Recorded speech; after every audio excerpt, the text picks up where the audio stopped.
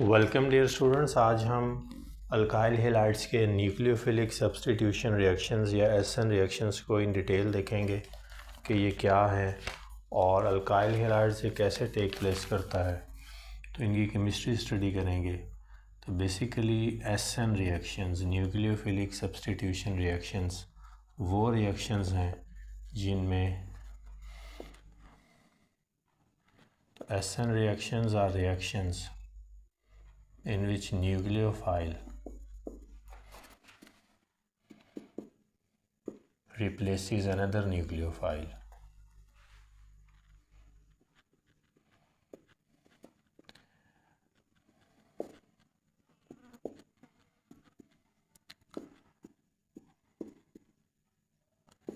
अगर हम alkyl halides को देखें तो अल्काइल हैलाइड्स में ये RX बॉन्ड है, ये अल्काइल ग्रुप है which can be CH3. This is a halogen which can be any halogen, but we don't deal with fluorine and iodine. First and last को हम डील नहीं करते और उसकी वजह यह है कि ये अपने एक्सट्रीमली स्मॉल साइज़ की वजह से एक stronger carbon fluoride bond form करता है जिसको रिएक्टिविटी मोड में लाना आसान नहीं है। और ये वाला जो हमारा कार्बन आयोडाइड है, यहाँ पे बॉन्ड लेंथ की बात आएगी।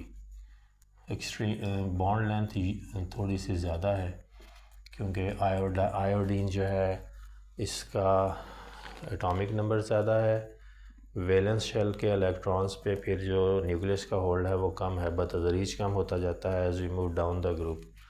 तो पॉइंट ये है कि यहाँ पे भी आयोडीन के केस में भी हम उतना एब्रप्ट रिएक्शन नहीं करवा सकते। जो मीडियोकर ग्रुप्स हैं जैसे कि ब्रोमीन और क्लोरीन, हम जनरली इन्हीं से डील करते हैं क्योंकि इनके करैक्टरिस्टिक्स जो हैं ये इंटरमीडिएट हैं इन दो के। तो कार्बन हैलोजन बॉन्ड में अगर बात करें पोलैरिटी के केस में, तो this is extremely polar. This is extremely polar because of its extremely small size of fluorine atom. हम जानते हैं कि इसका एटॉमिक नंबर 9 है, तो ये फिर इलेक्ट्रोनेगेटिव है बहुत ज़्यादा और इस वजह से ये लिविंग ग्रुप के तौर पर तो अफेक्टिवली टेक प्लेस कर सकता है, लेकिन अटैकिंग न्यूक्लियोफाइल को जो है ये बॉन्ड तोड़वाने के लिए बहुत ज़्यादा एनर्जी दरकार होगी फ्लोरीन की एक्स्ट्रा ऑर्डिनरी इलेक्ट्रोनेगेटिविटी की वजह से। और यहाँ पे मैंने आपको बताया कि इसकी पोलराइजेशन की वजह से आयोडीन की, यानी एटॉमिक नंबर की इंक्रीज़ की वजह से और जो एटॉमिक साइज़ है उसके इंक्रीज़ की वजह से जो है ये बॉन्ड लेंथ थोड़ी ज़्यादा होगी, जिसकी वजह से ये भी थोड़ा अनयूजुअल की तरफ चला जाएगा। बहरहाल ये हमारा मिथाइल ग्रुप है, ये हमारा क्लोराइड ग्रुप है और यहाँ पे हम जानते हैं कि ये पोलैरिटी के केस में हम इसकी बात यहाँ पे कर चुके हैं। तो यहाँ पे ये याद रखिएगा कि जो मिथाइल ग्रुप है ये पार्शियल पॉजिटिव और हैलोजन पार्शियल नेगेटिव है अपनी इलेक्ट्रोनेगेटिविटी की वजह से, यानी बॉन्डेड इलेक्ट्रॉन पेयर को अपनी तरफ खींच लेने की सलाहियत की वजह से। तो ये एक न्यूक्लियोफाइल है इनिशियली। अगर इसको सेपरेटली आप देखें तो हैलोजन कोई भी जो है वो न्यूक्लियोफाइल है। उसकी वजह यह है कि इनके वैलेंस शेल में जो है वो 3 इलेक्ट्रॉन के पेयर्स मौजूद हैं और एक इलेक्ट्रॉन दरकार है। वैसे इनके वैलेंस शेल में 7 इलेक्ट्रॉन्स हैं, तो एक इलेक्ट्रॉन दरकार है अपना ऑक्टेट कंप्लीट करने के लिए। तो ये एज अ न्यूक्लियोफाइल अटैक कर सकते हैं, लेकिन अल्काइल हैलाइड में ये एज ए न्यूक्लियोफाइल तो एक्ट नहीं कर सकेंगे, ये as a leaving group act करेंगे। तो SN1 रिएक्शन में जो है वो एक न्यूक्लियोफाइल जो है यानी हाइड्रोक्साइड आयन फॉर एग्ज़ाम्पल और नाइट्रोजन का कंपाउंड जैसे कि अमाइनो कंपाउंड है ये, या हमारे ईथर्स और या हमारे ईस्टर्स, तो यहाँ पे जो है ऐसी सूरत हाल मौजूद है जिसमें ऑक्सीजन और नाइट्रोजन जो हैं वो लोन इलेक्ट्रॉन पेयर रखती हैं और जो स्पीशी लोन इलेक्ट्रॉन पेयर रखती है वो न्यूक्लियोफाइल के तौर पर एक्ट कर सकती है। न्यूट्रल ग्रुप्स में वाटर जो है ये भी न्यूक्लियोफाइल के तौर पर एक्ट कर सकता है, लेकिन याद रखिएगा कि वाटर जो है ये हाइड्रोक्साइड आयन का ही कॉन्जुगेट एसिड है, ये प्रोटोनेटेड है, और हाइड्रोक्साइड आयन प्रोटोनेट करें तो वाटर है। तो इस तरह से ये अमोनिया, अमीन से अमोनिया है, ये भी प्रोटोनेशन के नतीजे में है। तो पॉइंट ये है कि nucleophiles can be neutral species as well. Nucleophiles are usually rich in negative charge. तो ये है वो बात कि ये वाली इस तरह की कोई भी स्पीशी जो है वो यहाँ पे आके अट्रैक्ट करेगी इस सबस्ट्रेट पे, तो वो स्पीशी जो अल्काइल हैलाइड है वो सबस्ट्रेट है, और वो ग्रुप जिसने टूट कर अलहदा हो जाना है वो लिविंग ग्रुप कहलाता है। तो यही 3 चीज़ें हैं न्यूक्लियोफिलिक सब्स्टिट्यूशन रिएक्शन में बुनियादी। 3 चीज़ें इलेक्ट्रोफिलिक न्यूक्लियोफिलिक सब्स्टिट्यूशन रिएक्शन में हैं। हमने न्यूक्लियोफाइल की बात की, न्यूक्लियोफाइल्स की बात की, हमने सबस्ट्रेट की बात भी की, सबस्ट्रेट जो है वो क्या होता है, और तीसरी ग्रुप लिविंग ग्रुप है जो कि हैलोजन एटम होगा, तो लिविंग ग्रुप भी आ गया। तो ये है 3 चीज़ें जो हमें दरकार हैं।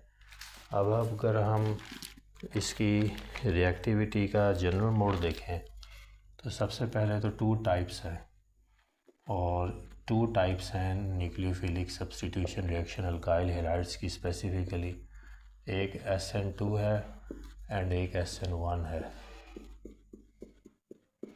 SN2 स्टैंड्स फॉर बाईमॉलिक्यूलर, इसमें 2 मॉलिक्यूल्स पे rate of the reaction depend करता है। This is bimolecular nucleophilic substitution reaction, this is unimolecular nucleophilic substitution reaction. इसमें एक मॉलिक्यूल जो है वो रेट डिटरमिन करता है। तो अब हम जो है पहले SN2 रिएक्शन की केमिस्ट्री देखते हैं और फिर SN1। ये जो SN2 रिएक्शंस हैं डियर स्टूडेंट्स, इसमें ये बाईमॉलिक्यूलर है और 2 मॉलिक्यूल्स इन्वॉल्व हैं रेट डिटरमिनिंग स्टेप में, और ये सिंगल स्टेप रिएक्शन है, बस ये याद रखें, it's a single step reaction. Single step reaction का मतलब ये है कि अटैक ऑफ द न्यूक्लियोफाइल और लिविंग ग्रुप की डिस्प्लेसमेंट साइमल्टेनियसली टेक प्लेस करती है। ये भी याद रखिएगा कि प्राइमरी अल्काइल हैलाइड्स ज़्यादा अच्छे तरीके पर ये रिएक्शन देते हैं, और उसकी वजूहात हैं जो अभी हम आगे भी देखेंगे। लेकिन प्राइमरी अल्काइल हैलाइड्स में एक स्टेरिक हिंड्रेंस नहीं होती, बल्कि स्ट्रक्चर की वजह से, यानी कोई स्टेरिक हिंड्रेंस का फैक्टर है, इनमें स्टेरिक हिंड्रेंस नहीं होती, और जो अटैकिंग स्पीशी है यानी न्यूक्लियोफाइल है उसको स्पेस मिलनी चाहिए। तो प्राइमरी अल्काइल हैलाइड्स जो हैं वो जितना भी लेस बल्कि स्ट्रक्चर होगा उतनी ज़्यादा रिएक्टिविटी का चांस होगा बाईमॉलिक्यूलर न्यूक्लियोफिलिक सब्स्टिट्यूशन का। अब यहाँ अगर इसका जनरल मोड हम देखें तो ये है एक हमारे पास जनरल नोयत का अल्काइल हैलाइड, और ये X फॉर हैलोजन है जैसा कि हम जानते हैं, और यहाँ पे अब जो है वो न्यूक्लियोफाइल का अटैक है। Nucleophile is a species which is rich in negative charge, so now nucleophile has to substitute this halogen, and this will take in a single step. So as the nucleophile approaches the carbon, तो साथ ही जो है वो याद रखिएगा कि जो leaving group है वो टूटना शुरू हो जाता है, और ये बैक एंड से अटैक होगा, ये याद रखिएगा। जिस साइड पे लिविंग ग्रुप मौजूद है उससे अपोजिट साइड पे से अटैक होगा, ये इसमें सबसे इम्पॉर्टेंट बात है। और फिर जो है आपके पास यहाँ पे न्यूक्लियोफाइल जो है वो रिप्लेस कर लेगा इस लिविंग ग्रुप को। तो आपके पास यहाँ इस केस में C, और यहाँ जो भी न्यूक्लियोफाइल है वो, और ये कार्बन अब हाइड्रोजन्स के साथ ही है, और जो हैलाइड आयन है वो, जो हैलोजन एटम है वो हैलाइड आयन के तौर पर अब यहाँ से रिमूव होगा। 8 इलेक्ट्रॉन्स अब इसके पूरे हैं, इसका ऑक्टेट, और ये बाकी वैलेंसीज हाइड्रोजन से पूरी होंगी। तो इसमें जो इम्पोर्टेंट बात है, ये मोस्ट इम्पॉर्टेंट बात है, वो ये है कि attacking species attacks from the back and. or the side opposite to the side of halogen atom. अगर हम जनरल नोयत का रिएक्शन देखें तो ये एक अल्काइल हैलाइड है और ये एक न्यूक्लियोफाइल है रिच इन इलेक्ट्रॉन्स। तो ये जो है इस हैलोजन एटम को रिप्लेस कर लेगा और आपके पास एक नया कंपाउंड फॉर्म होगा। हैलोजन एटम हैलाइड आयन के तौर पर टूट जाएगा। सो दिस इज़, अब मिसाल के तौर पर ये मिथाइल क्लोराइड है और ये हाइड्रोक्साइड आयन है। Species rich in negative charge is usually nucleophile, can act as a nucleophile, can act as a base as well. तो ये nucleophile acts as bases as well, लेकिन कुछ फ़र्क है थर्मोडाइनमिक प्रॉपर्टीज़ का। तो ये यहाँ पे अब मिथाइल अल्कोहल हमारे पास बनेगी और जो क्लोरीन एटम है वो क्लोराइड आयन के तौर पर यहाँ अपने टूट जाएगा।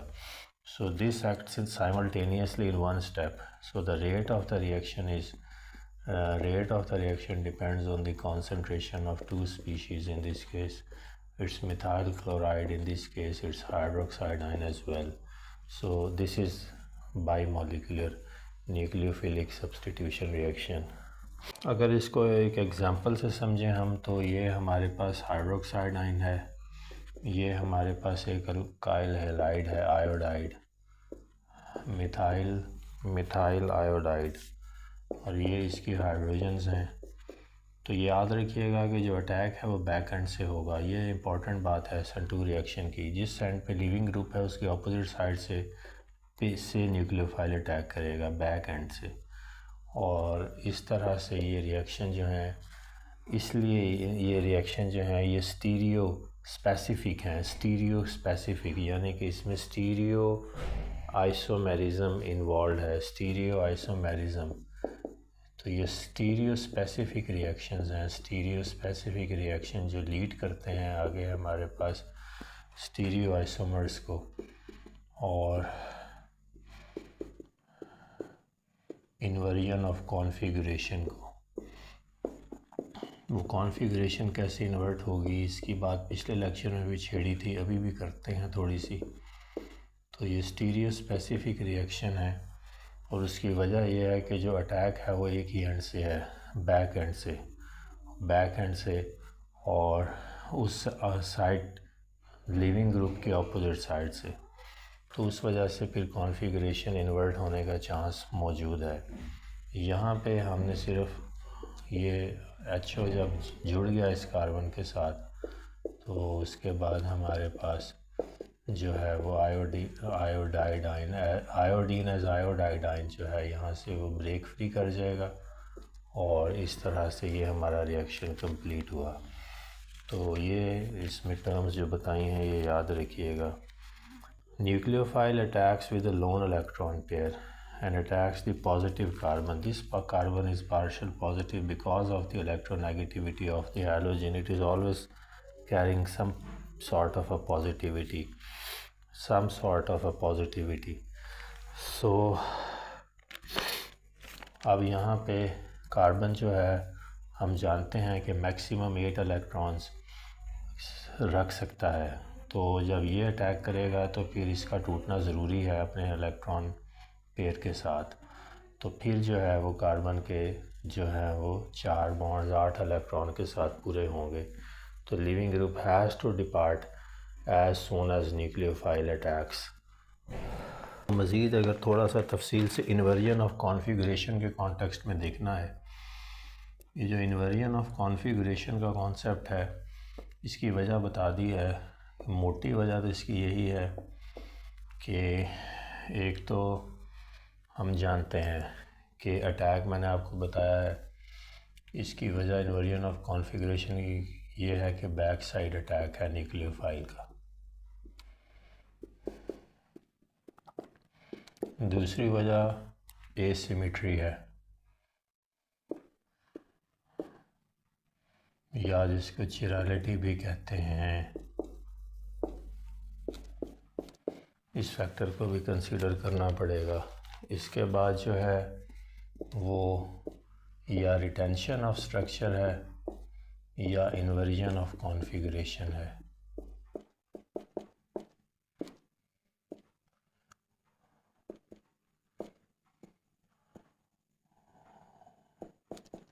Inversion of configuration. और अगर ये रिटेंशन और इन्वर्जन आपस में कोलैबोरेट कर जाएं तो इस फिनोमेनन को रेसिमाइजेशन कहते हैं। तो SN2 रिएक्शन में रेसिमाइजेशन नहीं होती, यानी न्यूट्रलाइजेशन नहीं होती, रिटेंशन ऑफ स्ट्रक्चर नहीं होता, यूजुअली इन्वर्जन ऑफ कॉन्फ़िगरेशन होती है। और ये है इसमें बात। इसमें याद रखिएगा कि स्टीरियो केमिकल एस्पेक्ट्स को हम SN2 रिएक्शंस में इग्नोर नहीं कर सकते, जैसा कि अभी मैंने बात थोड़ी सी की भी है। इसमें ऑप्टिकल एक्टिविटी की बात करनी ज़रूरी है। प्लेन पोलराइज्ड लाइट को डिफ्लेक्ट करने की सलाहियत जिस कंपाउंड के या मॉलिक्यूल के क्रिस्टल्स में हो वो ऑप्टिकली एक्टिव होता है। तो ये ऑप्टिकली एक्टिव हैं जो हमारे SN2 रिएक्शंस में अल्काइल हैलाइड्स इन्वॉल्व हैं। तो इसमें या तो हमारे पास D फॉर्म स्ट्रक्चर्स फॉर्म होते हैं या L फॉर्म, यानी डिपेंड करता है कि रोटेट किस एंगल पे कर रहे हैं लाइट को। प्लेन पोलराइज्ड लाइट की रोटेशन की बात करनी है। प्लेन पोलराइज्ड लाइट की रोटेशन मॉलिक्यूल्स के क्रिस्टल किस एंगल पे करते हैं उस, ये अब प्लेन पोलराइज्ड लाइट है जो निकल प्रिज्म से गुजार के बनाई गई। और जो मॉलिक्यूल के क्रिस्टल्स हैं वो या तो इसको डिफ्लेक्ट करेंगे क्लॉकवाइज, तो अगर क्लॉकवाइज रोटेशन है तो D फॉर्म स्ट्रक्चर्स है उस स्टीरियो आइसोमर का। और अगर वो एंटी क्लॉकवाइज रोटेट करता है, anticlockwise rotation of the plane polarised light है, तो जो स्ट्रक्चर जिसने ये काम किया उसको L फॉर्म कहते हैं। तो ये है इसमें जो बात है। तो ये ऑप्टिकली एक्टिव सब्सटेंस के लिए फिर ये चीज़ मैटर करती है। इसके बाद मैंने रिटेंशन की बात की है जो ऑप्टिकली एक्टिव सब्सटेंसेस हैं, और रिटेंशन की बात की है और इन्वर्जन की बात की है। तो जो भी ऑप्टिकली एक्टिव सब्सटेंसेस हैं वो जो स्टीरियो आइसोमर्स फॉर्म करते हैं, स्टीरियो आइसोमर्स या जिनको दूसरे लफ्ज़ों में इनैंटियोमर्स कहते हैं, या इनैंटियोमर्स या जो non super imposable images form करते हैं एक दूसरे की, नॉन सुपर इम्पोजेबल इमेजेस, तो वो या तो एक दूसरे के इफेक्ट को अगर नलीफाई कर दें तो इसको रिटेंशन कहते हैं। वो जो दोनों D या L हमारे जो हैं स्टीरियो आइसोमर्स, अगर वो एक दूसरे 50-50% रेशो में होंगे, अगर 50-50% रेशो में, तो फिर ये रिटेंशन है, वो एक दूसरे का इफेक्ट नलीफाई कर देंगे। इन्वर्जन ऑफ कॉन्फ़िगरेशन नहीं होगी, लेकिन अगर इनकी जो तादाद है, कॉन्सेंट्रेशन है, वैल्यू है, वो इतनी इक्वालिटी में ना हो तो फिर इन्वर्जन ऑफ कॉन्फ़िगरेशन की तरफ बात जाएगी।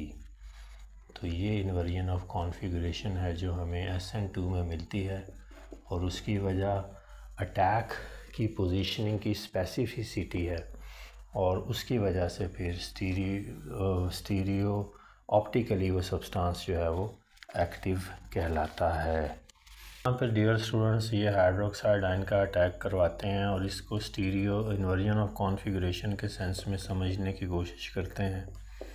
तो ये कार्बन के साथ हाइड्रोजन्स हैं, ये आयोडाइड है, मिथाइल आयोडाइड। ये carbon is partial positive, this is partial negative, this is hydroxide ion with lone electron, फिर अटैकिंग फ्रॉम बैक साइड।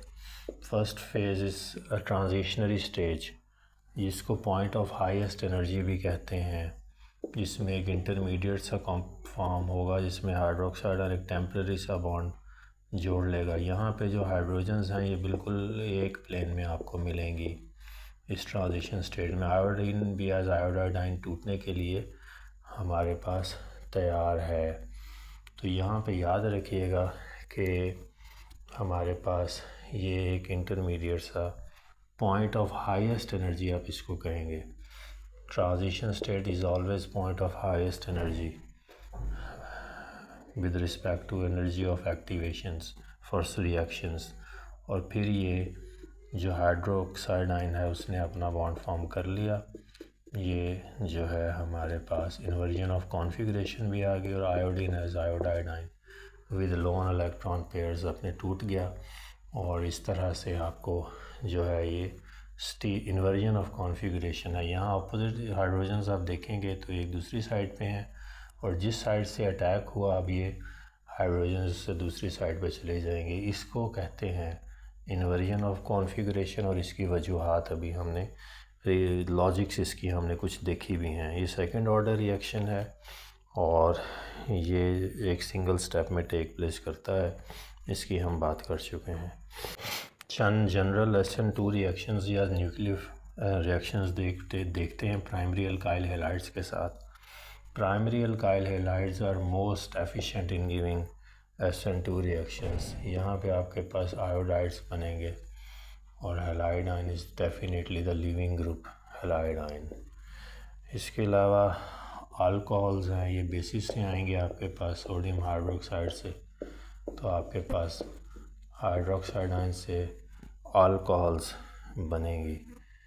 इसके बाद और न्यूक्लियोफाइल है, जस्ट हम अपने वोकैबुलरी न्यूक्लियोफाइल्स की बढ़ाने के लिए ये ईथर्स हैं, तो आपके पास यहाँ पे ROR ग्रुप बनेगा ईथर्स। थायोल्स सल्फ़र जिसमें इन्वॉल्व है, थायोल्स SH इसमें sulphur has loan electron pairs 3 of them, so now thiols are formed RSH. Then it's ammonia. Ammonia is used to form amines and this is ammonia with its lone nitrogen having a lone electron pair, and the product you get is NH2 amines. So this is what we get. So these are all SN2 reactions, single step reactions, because primary alkyl halides are involved. Nucleophile की अगर बात करें तो nucleophile is a species which is rich in negative charge. तो stronger the nucleophile faster is the reaction.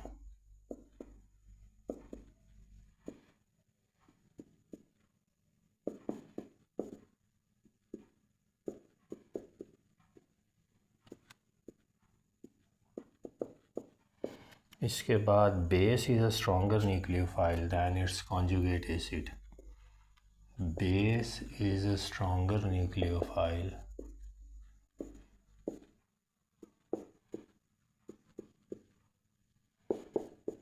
than its conjugate acid। इसकी मिसाल समझनी है तो ये बेस है हाइड्रोक्साइड आयन और ये इसका कॉन्जुगेट एसिड है वाटर प्रोटोनेट होने के बाद, जैसे पहले भी बात की, this is stronger than its conjugate acid. इसके बाद लोन इलेक्ट्रॉन पेयर्स जिनके पास हों स्पीशीज़ के पास, वो बेटर न्यूक्लियोफाइल्स हैं। Species with lone electron pairs are good or better nucleophiles than neutral species। तो यही बात ऊपर वाली दूसरे सेंस में मैंने लिख दी है। ट्रांजिशन स्टेट्स जो हैं, ये बात की SN2 रिएक्शन में ये डिफरेंट एनर्जी स्टेट्स होती हैं। ये याद रखिएगा कि nucleophilicity decreases from left to right. ज्यों इलेक्ट्रोनेगेटिविटी बढ़ेगी न्यूक्लियोफिलिटी डिक्रीज़ करेगी। तो न्यूक्लियोफिलिटी डिक्रीजेस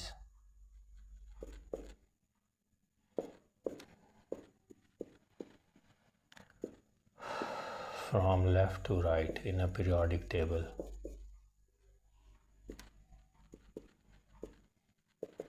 और साथ साथ डाउन द ग्रुप जो है ये न्यूक्लियोफिलिटी इंक्रीज़ करती है। So nucleophility increases as we move down the group। Atomic size के बढ़ने के साथ साथ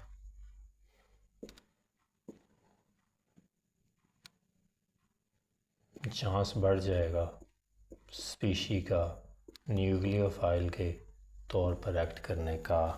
लिविंग ग्रुप की बात करें अगर,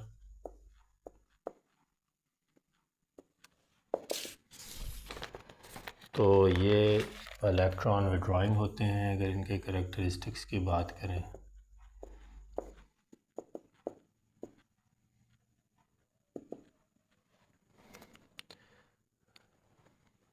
they must be stable when they are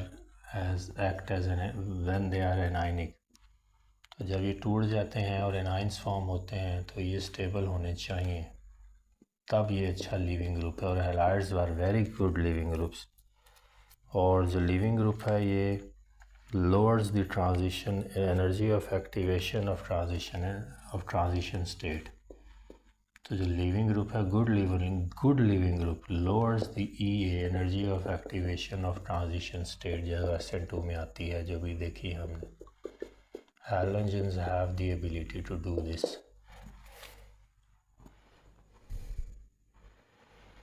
ये आखिरी बात लिविंग ग्रुप के कॉन्टेक्स्ट में एक बात और है कि जितनी स्ट्रॉन्ग बेस होगी और poor leaving groups base tends to donate electron pairs। this is what Lewis base is। तो अगर वो डोनेटर हैं और विड्रॉ नहीं करते, डोनेटर हैं, तो फिर वो लिविंग ग्रुप के तौर पर एक्ट नहीं कर सकते। यहीं पे सबस्ट्रेट की बात भी कर लें SN2 रिएक्शंस के लिए, यानी जिस पे अटैक होता है अल्काइल हैलाइड पे। तो प्राइमरी अल्काइल हैलाइड्स, ये 1 degree alkyl halides, primary alkyl halides ये मोस्ट रिएक्टिव हैं, फिर 2nd डिग्री और फिर 3rd डिग्री। SN1 रिएक्शंस जो हैं ये यूनिमोलिकुलर न्यूक्लियोफिलिक सब्स्टिट्यूशन रिएक्शंस हैं, और इसमें भी कुछ बहुत अहम बातें हैं जो हम देखेंगे अभी साथ। अब एक एग्ज़ाम्पल से ही स्टार्ट कर लेते हैं। तो ये हम और टर्शियरी अल्काइल हैलाइड्स जो हैं वो सबसे ज़्यादा आसानी से ये रिएक्शन देंगे, क्योंकि ये स्टीरियो स्पेसिफिक नहीं है। ये टर्शियरी अल्काइल हैलाइड है। 2 स्टेप्स हैं। तो first step is a slow step.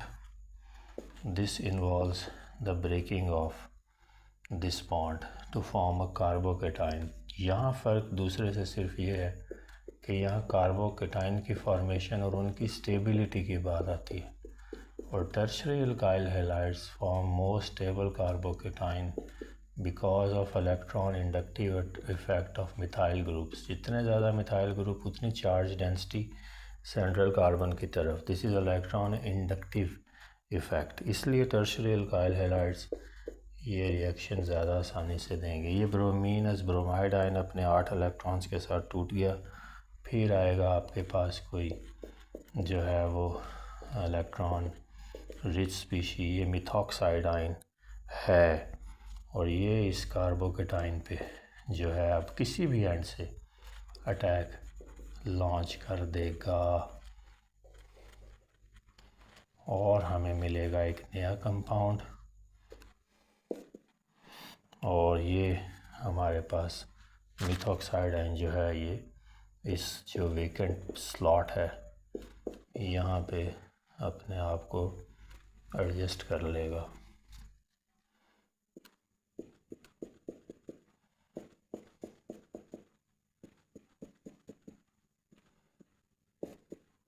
So this is it. This is a second step and this is a fast step. This step is the rate determining step. Rate of the reaction depends on concentration of one species. So this is unimolecular nucleophilic substitution. तो अगर आप in general देखना चाहें तो ये एक alkyl halide है।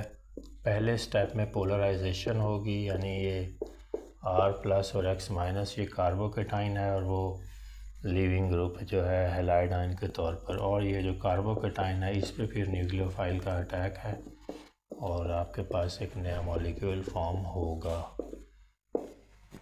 मैंने अभी बताया कि जो SN1 रिएक्शन है depends on the stability of carbocation.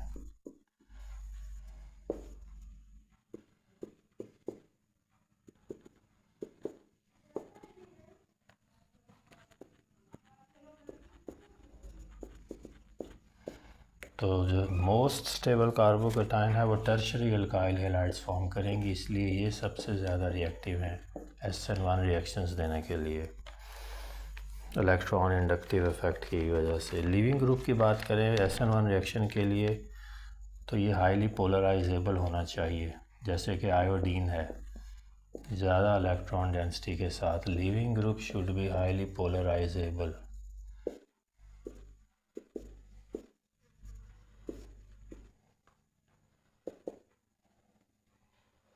To stabilize the carbocation.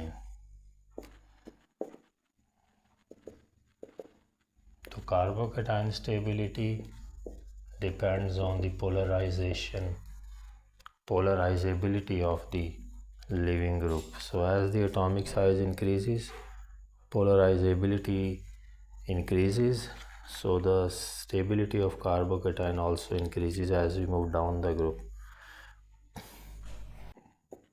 जिन जो प्रोटॉन डोनेट करने की सलाहियत रखते हैं, protic solvents like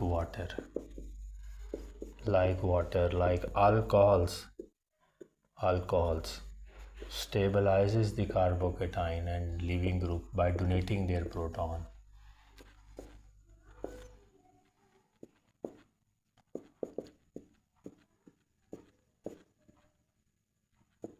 All these are very handy points.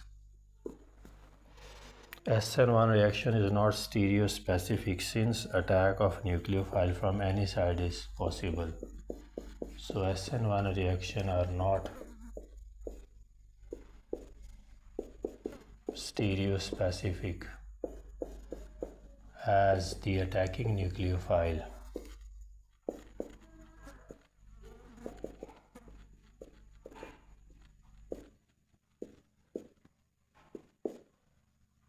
can attack from either side, top, bottom.